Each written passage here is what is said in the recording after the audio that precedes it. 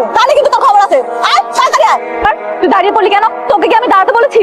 এটা বললো 5 minute late হয়েছে কফি আনতে, জন্য যে আপনি আমার লগে এরকম জঘন্য ব্যবহার করবেন এটা তো আমার জানা ছিল না। মুখ সামলে কথা বল, ভুলে যাস না আমি তোর মালিক আর তুই সামান্য একটা ড্রাইভার। না, আমি যে একজন মানুষ, এই মানুষ দেখে তো ড্রাইভারের চাকরিটা করি। যতদিন তুই চাকরি করবি ততদিন আমার কথা শুনতে হবে। Got it? G madam. আর তুমি আমার ছবিটা ফেলে দিলে কেন? তোর এত বড় সাহস! ইচ্ছা করে ফেলাইনি গো মা, ওই মুছতে গিয়ে কেমনে জানি পড়ে গেছে বুঝতে পারিনি। খবরদার আমাকে মা বলবে না। তোমার মতো সামান্য একটা চাকরের মুখে মা ডাকটা শুনতে না ঘৃণা লাগে। ম্যাডাম বলতে, call me madam. You understand? জি ম্যাডাম, বেলা থেকে কোলা পিঠে করে মানুষ করছি তো নিজের সন্তানের আদরটা আইসা পড়ে। কি বলে তুই? আমি আশরাফ চৌধুরীর একমাত্র মেয়ে। তোর মতো সামান্য চাকরের মেয়ে না আমি, বুঝছো?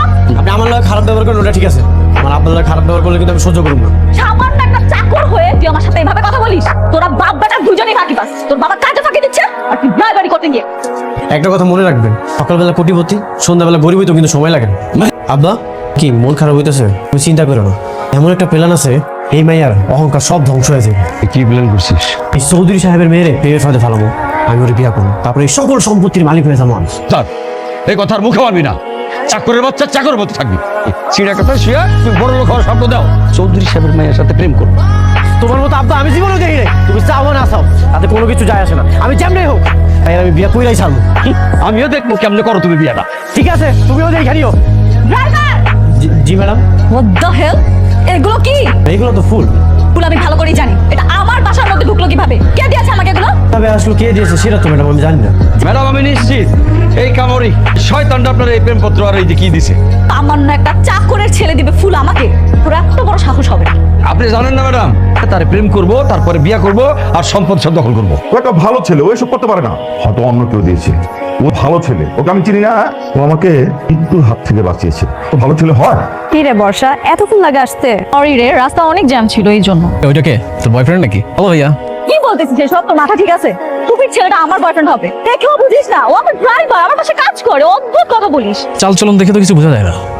লটারি লটারি লটারি, মাত্র 20 টাকা টিকেটে আপনি পাচ্ছেন একটি গাড়ি, একটি প্যালেট, 50 লক্ষ টাকা পুরস্কার। লটারির দাম কত? মাত্র 20 টাকা ভাই, কত লাগবে? এই একটাই দেন। এই এখান থেকে একটা টিস্যু নিয়ে এই স্যুপটা পরিষ্কার করে দাও। কি হলো দাও? আমি আপনাকে ড্রাইভার, এই জন্য যে কোনো কাম করলে আমি সবসময় করে দিই। এটার মানে এই না যে আপনার বন্ধুরা যা সুপ পড়ছে এটা আমি পরিষ্কার করে দিব। যেটা করতে বলছি সেটা কর। আর একটা আমার যদি আপনি উল্টাপাল্টা কথা বলবেন তাহলে কিন্তু আপনার জিভের টাইম আমি ছিঁড়া ফেলাবো। আর চোখের সামনে আমার ফ্রেন্ডকে অপমান করতেছিস? জানিস পরিণাম কি হতে পারে? চাকরি থাকবো না, তাই তো? ঠিক আছে, করলাম না আপনাকে চাকরি।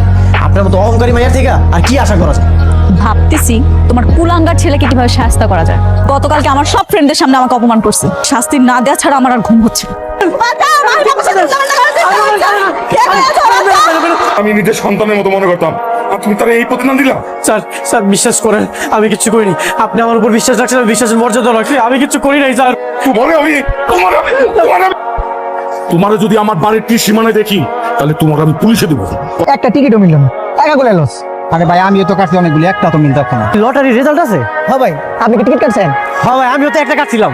একটু দেখেন না যদি মিলা যায়। ভাই আপনার তো কমাল খুলে গেছে। কি হয়েছে ভাই? আপনি তো লটারি দিচ্ছেন ভাই। বাজার তোর এরকম সাহেবের মতো লাগতেছে কেন? আমি এখন আর সেই গরিব মাহিম নাই, পোলাওয়ান সাহেব হয়ে গেছে। তুমি আমগো বাড়িতে কি করতেছো?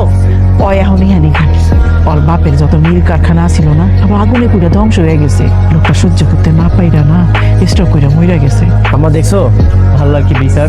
অহংকারে চোখ অন্ধ হয়ে গেছিল। কইছিলাম না ওগুলি তো বেশি দিন সময় লাগবো না। এক ফোঁটা কফিও যেন না পড়ে। কফিটা দাও। আমি জানি তুমি এখন কি বলবে। মুখে নিয়ে বলবে কফিটার এই অবস্থা কেন, তারপর তোমার গাড়ির মধ্যে ফেলে বলবে আমার জামা দিয়ে পরিষ্কার করে দিতে। আগেই বুঝা গেছো? গুড। অনেক অহংকারী ছিলাম, এটা করা ঠিক হয় নাই। আমাকে ক্ষমা করে দাও, একটাবার ক্ষমা করে দাও। এখন ক্ষমা চাইতেছো কেন? আমি তোমার বিয়ে করতে চাই, তুমি রাজি? আমি তোমাকে বিয়ে করতে রাজি।